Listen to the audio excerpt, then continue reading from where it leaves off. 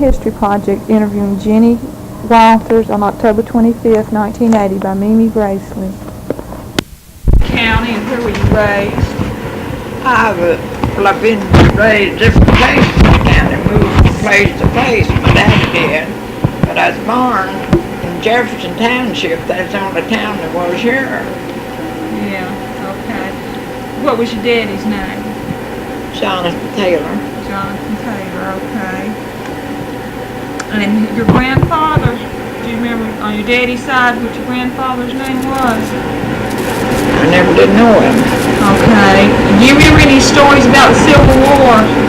Had people talking about Civil War, you know, old stories, anything? Oh, I've heard them talk about it, but You don't remember anything in particular? I don't know that for a fact. Okay. I'm not that old. How about the schools back when you were a young girl? Well, I went to school to one little building, one teacher, Yeah. and I got to pass the third grade. Well, that's good. How many children were in your class? Honey, I don't remember You how don't, many. about how many? Was there 10 or? It wouldn't have been over 10 or 12. Yeah. It was a 7th-grade school, all in one place, was it not, Jeannie? It all just had one teacher and one room school Yeah. when I went to school. Yeah. How did the teacher punish you? Do you remember if you were bad, what she did to some of the kids? Well, I know you probably weren't bad, but some of those mean little boys, what she I did. don't know all that darn stuff. It was. Zeke Saxton, Jeannie Saxton's man. We went over there. My sister was in here from West Virginia one time, and she wanted to go over see the old place. And old Zeke was eating on him. He said, "You remember me whooping you?" I said, "How could I ever forget?" I said, "If the old wit hadn't twisted around my coattail," I said, "you'd have cut my back all to pieces if you'd have whipped me around the back." That's when Callie was little, and we was going home from school, and it would rain and water running, you know how it runs in the road.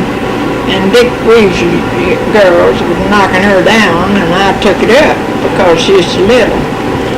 And next morning, Dick Weasley's young enough was always going to get it. So they got the boys sweatshirts and everything. They was prepared for it. Well, I didn't think I'd done anything to get a whooping for her. So he whipped me. But still, he was eating on that old man. He hadn't forgot it. He said he found out afterwards that he oughtn't to whip me at all. I said, "Well, I didn't think you ought to either." But he's eating on that old man all these many years that he whipped me for nothing. He whipped me around. He had a big old whip, like a hickory stir hickory, and my old dress tail wrapped around that old whip that it didn't hurt me bad, but hurt my feelings. I bet it is. That's the only whooping I ever got. Yeah, yeah. And Miss Reeves come up to my house and apologized to my mother and said and she told about the girls hunting up the boys' sweatshirts and everything and patting themselves before they went the next day. But he kept us in there to school and whipped us. And that's the only whipping I ever got at school. I never got to go much. I tell you the truth, I had to stay at home and have to take care of the buckwheat and the corn and rye and everything. Till I missed half the school and never got to go very many days. And he was always out at Christmas time, and he always treated us a little, give us an apple or two at Christmas, a stick or two of candy. We always looked forward for that, you know, to getting a little treat. Yeah. You said you had to help take care of the crops when y'all planted. We planted corn, rye, and buckwheat, and we'd thrash that buckwheat, and we'd have to thrash it and then clean it out with a windmill, you know, fan to clean it out. Yeah. And then we'd have to carry it to the mill, and we'd take one sack to bring the bran back in and one to bring the flour back in, and made our homemade buckwheat cakes. And they was much better than the buckwheat cakes you get nowadays. It ain't buckwheat at all. I don't know what it is. What mill did you take it to? Oh, the old man Calvin Danny, he had a mill down at Lawrenceville, and old man Ace Jones, Dr. Levinson's mother-in-law. There's two mills. There's one used to be down there at the Devil Stairs, you know, right on the left, right again over the creek nearly. And the old man, Danny, I remember him and his old lady, they had a room right over the creek in that old mill house. They had a curtain between where he ground the corn and their bedroom, but they had a little step stove, and I don't know if that's all the heat they had or not. And it's getting pretty old. But they was living there that winter, I remember. I don't remember what date it was, but it's far back. When y'all planted your crop, did you'd plant by the signs? You know? We planted in the ground. Yeah, I know that. I mean, what's another way I can say it? Like the zodiac, like you planted in the full moon or did you know, like comes in the Farmer's Almanac, and that what it comes, you know, by the signs, you know what I'm talking about, don't you? Oh, I used to plant cucumbers and stuff like that from the Sinus and the Twin. You had lots of cucumbers. But I don't remember too much and about it. If you plant corn in the light of the moon, it grows real tall, does it not? I might do it, I don't know. Oh, let's see. When who'd you say they worked for? Wade Bernard. When y'all worked for them, how did they get their crops to the market? How'd they sell them? Well, when we raised corn, they'd send a man down there for us to measure them out 50 bushel at a time. There, me and Jim had to handle that blooming corn over again for nothing. And me and him shut up on that hill and shucked all that corn by ourselves. I remember Don Weatherspoon coming up there one year, and it's blowing snow. I had on no raincoat and a sweater under it, and he says, "You two old people better be in and out of this weather." And me and him shucked all of that, and then I told him when we went to stack the fodder, I said, "If you haul it in on the sled, I'll hand it up to you. But if you hold it on a wagon, I ain't getting up on that wagon load of fodder." But I handled every bit of that. Who taught you to be a midwife? Where'd you learn it from? I learned it from my doctor. Okay. I helped him deliver babies all over that Itman Hill, and where they just had one little kid, maybe about 2-year-old, the little baby, and the man and the woman. I done all that blooming washing and ironing every day for 12 days for $12. Oh gosh. Now I have to give a little old boy $3 or $4 a day to do just a little something for me. Did you ever lose a patient, a woman that was in labor? Did you ever lose one? Did one ever die? I never lost one in labor, but my niece died afterwards. But she had kidney trouble, and she hadn't had her kidneys tested and hadn't been looked after. And she'd had convulsions. She told me about having such a bad spell one night when her man was out shucking corn, since she thought she was going to die. Well, after her baby was born, I was called down to Ray Kuntz's, and I was tied up there for 3 days and nights, and finally he had to go get Doc Reeves, and they put her to sleep, and I give the ether while they done the work. Then I cleaned up all the mess, and I stayed with that baby all that night, heaped one blanket after another and put on it. But I had to walk home, believe me, from Smithport, come down here, down to over here. How far is that? I don't know how far Smithport is. About 8 or 10 miles. It's a good bit, and I never got $1 on the old man Kuntz give me $1 bill for all that tied up that long. 3 days. Yeah, but my niece did die. She was home from down there, and Pearl, my niece, come after me, says, "Aunt Jenny," says, "they want you to go up to Howard," says, Jean is bad off. And I went, and the snow was way up around here, and they lived up at the, right out from the Luther house out there, and where Miss Calhoun used to live a long time ago. And I went, and I stayed with her. I asked her, I said, Jeannie, you think it's anything I done cause this? She says, no, ain't, Jeannie, it ain't.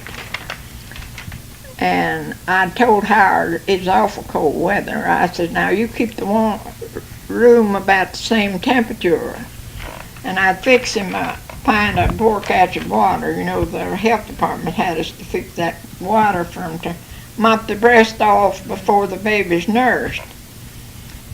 And when I got up there that day, that pint of water was sitting on a little table right by the fireplace, and it was a solid block of ice. Oh my God. Oh. And the baby had died too. And everything, she'd stopped, her menstruation had stopped on her, you know. Mm-hmm. And it started back after she got to having them convulsions. And she's had one right after another when I got up there. Well, I stayed up there till she died and done the best I could and took care of the baby for her. The baby didn't die. He made a preacher.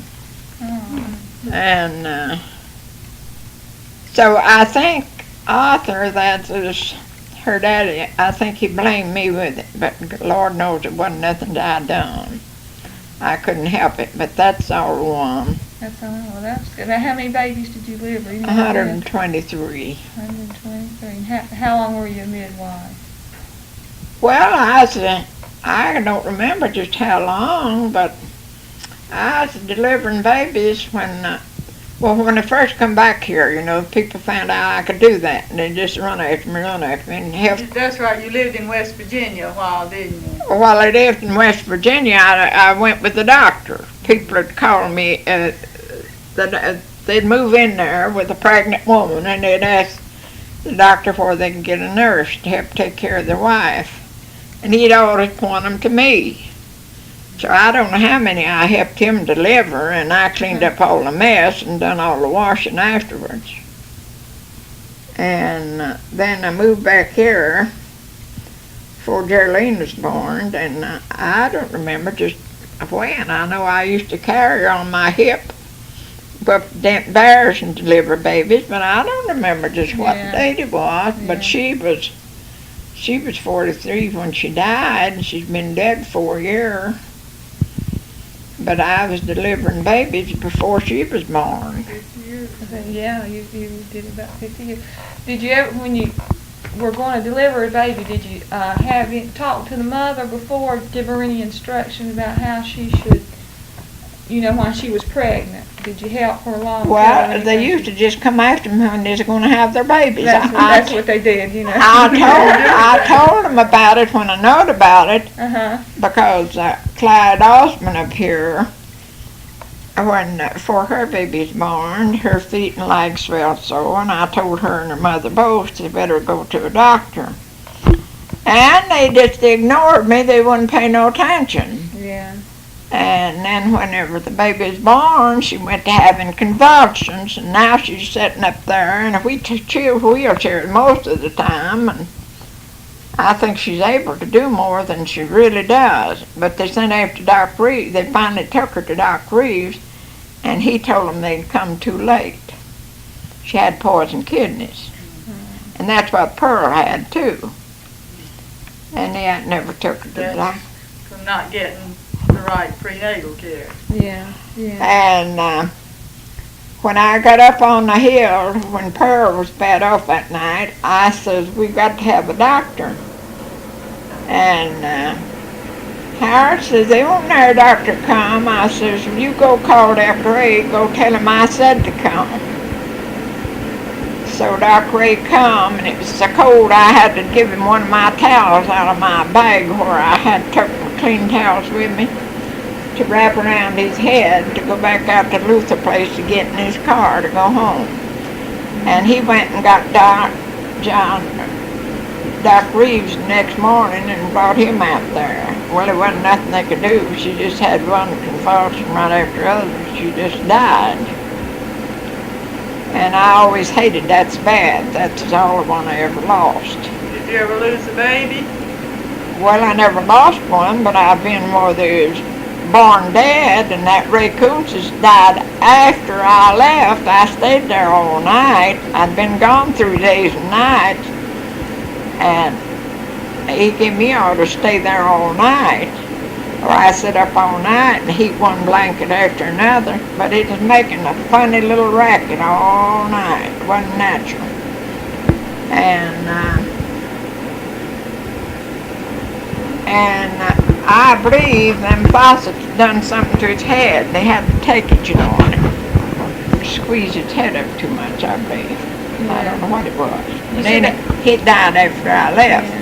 You said that one man just gave you $1. Was that the general price? How much do people usually pay you? Or did they just whatever they wanted to pay? Well, the health department told me not to go without I got half of my money down. They told me to charge $10. But I never did get but one $10 bill, and that is from my niece's husband. He gave me 10. I told him, I said, well, I didn't make a package of charging the kinfolks nothing. He said, well, the damn doctors would charge you. And said, you earned it, and I'm going to pay. And he gave me $10. That's the only time. I went more places I didn't get a penny than I did that I got any. What you got? Yeah. That's usually the way. Huh? That's usually the way. Yeah. And I went over here to Walt Little, and I delivered that Sammy Little that works for a telephone company. He come here and fix this line for me. And I forget his face. He come here one time, a long time ago. I said, who are you? He says, Walt Little. And Chessie? I said, Chessie. He said, yeah. I said, well, I put your first little shirt on you. He said, that's what I've always told you. I said, what they'd always told him, and I did. And I delivered every one of Glenn Taylor's youngs. They've got 3 nice youngs. One of them's a veterinary doctor, and the other 2 works in the floor shop up here. The 2 girls, one of them married Elliot, and the other one a Goodman, I believe. Every time I go in there, that Lynn Roos, you see, go in and see your young'uns. After you delivered the baby, did you ever go back to the mother and the baby after they were born? Well, when it's close enough, I went back and washed them and dressed them and washed their clothes. But, you know, I didn't have no way to go on to walk. Yeah. It's a heck of a long ways to walk from here to Smithport. Yeah. But I've walked back and forth up to Dent Barrens a lot of times, and washed all day.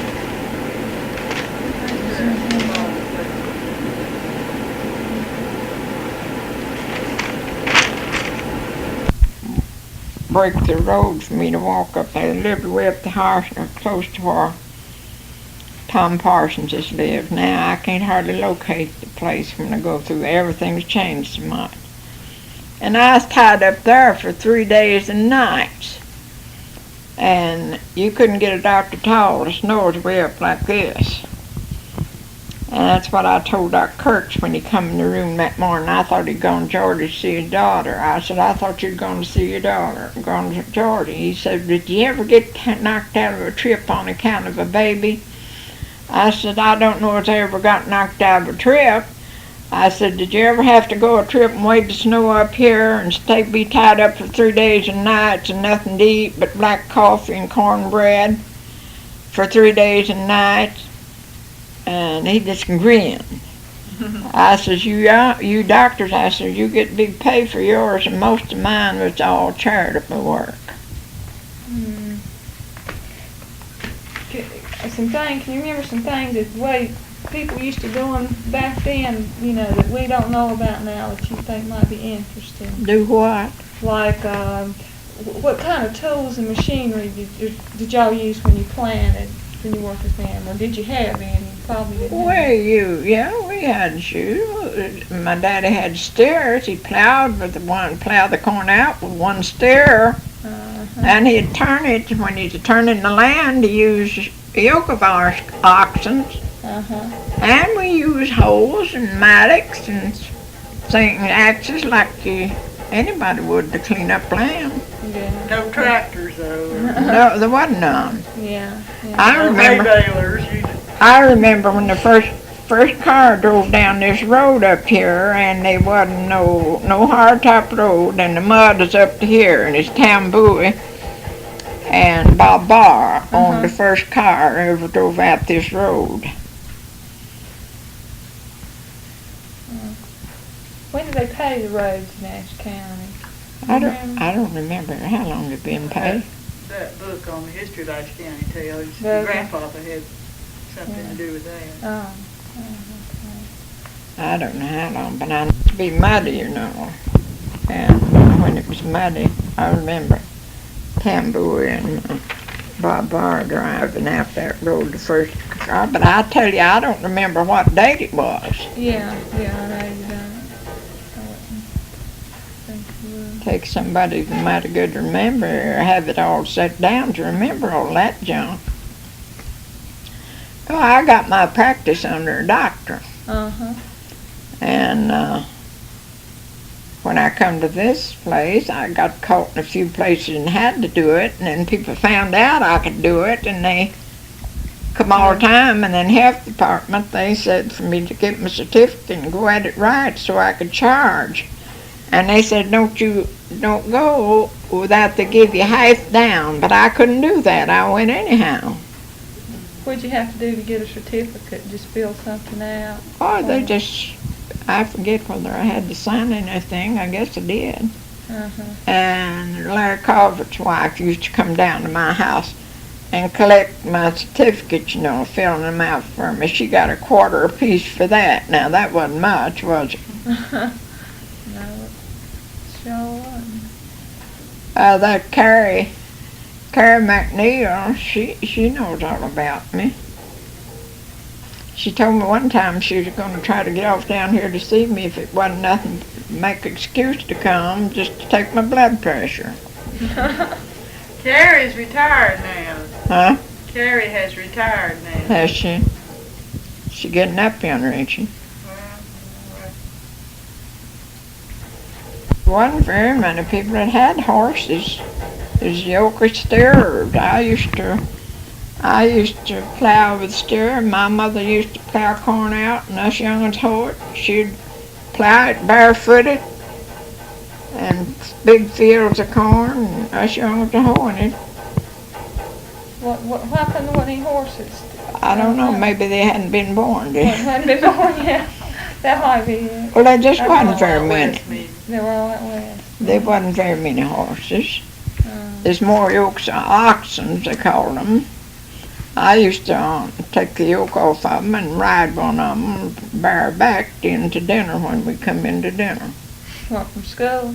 Or did From work. From work. Well. Yeah, I'd ride the doggone steer. That's like calico. We used to ride calico. They used to ride our We used milk to have a cow we rode. Oh, milk cow. Well, I've rode down with steer. I know they call them Jack and Dan. One is dark red and the other is kind of blonde looking. And we didn't go to the store like we do now. We raised about everything. We raised our own hogs and had a cow and have our own milk and butter. And raised our own pancakes and flour when we could get it ground. We'd raise wheat some years and grind our own wheat bread. I know Amber's and Jess used to have a flour mill up here at town. But we cornbread, whatever we could get. We dried our beans and didn't can much them days. There wasn't many cans. We'd dry 'em. My mother would dry so much pumpkin. How'd she dry that stuff? What would you do? She'd have bean stringers and she'd string 'em up and she'd pickle big barrels full and she'd dry big bunches and she'd dry that pumpkin. I remember she had cut 'em in rings, you know, hang 'em up on a pole in the house overhead and dry 'em. And I know very well, I remember cooking dinner and bringing it away up the top of the mountain. We lived at Claybank where we had corn up there, bring her dinner up there. And that dried pumpkin tastes awful good at dinner when you're tired and hungry. I guess it did. Well, ain't many people had it as hard as I have. Oh, God. Did y'all kill game off the land, like rabbits and stuff? Oh, Y'all- they kill rabbits once in a while. Yeah. And, but we raised our own meat. Yeah. And we'd have a corn, but we had to carry it to town. My poor old sister died the other year. Me and hers carried more than one turn across that mountain. Sometimes it be so cold and winter, and a lot of old dead trees, you know, blow down in the big old field. And we'd get tired, we'd lay our turns down on the ground and scooch up out of the wind behind them logs, you know, to break the cold off of us.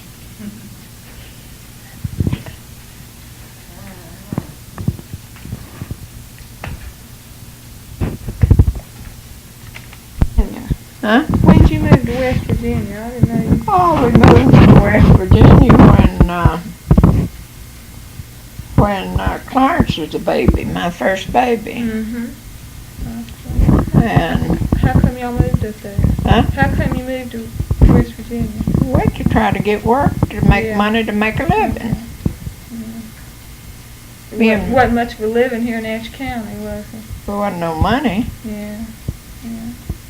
And we went to West Virginia and worked.